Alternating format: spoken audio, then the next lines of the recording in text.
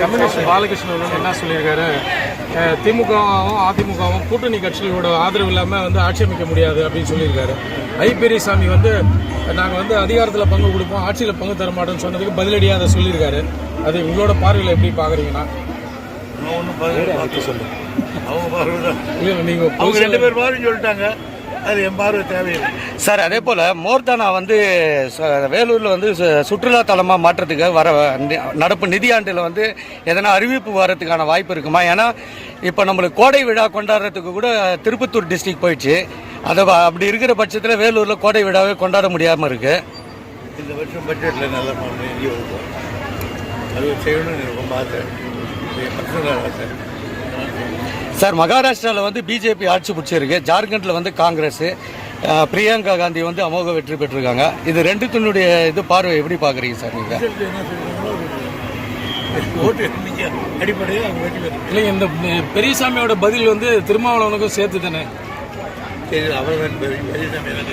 அதே போல தாமிரபரணி ஆற்றில் கழிவுநீர் கலக்கிறதுனால மீண்டும் ஒரு கூவமாகவும் அதை வந்து நடவடிக்கை எடுக்கணும்னு நீதிமன்றமே ஒரு அறிவுறுத்தல் கொடுத்துருக்காங்க.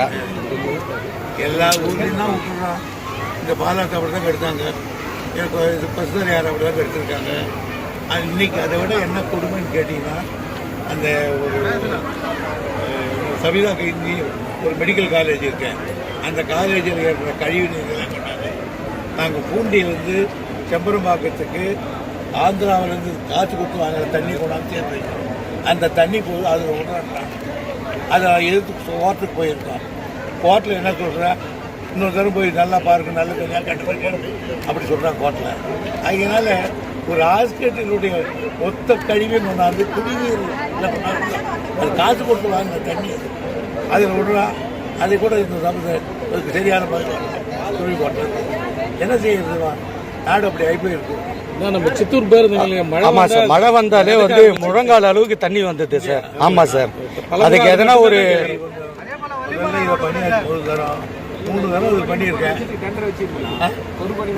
அதாவது டெம்பரவரி சொல்யூஷன் மாதிரி டெம்பரவரி சொல்யூஷன். 1,30,00,000 இங்கே இது வரைக்கும் காவா கட்டி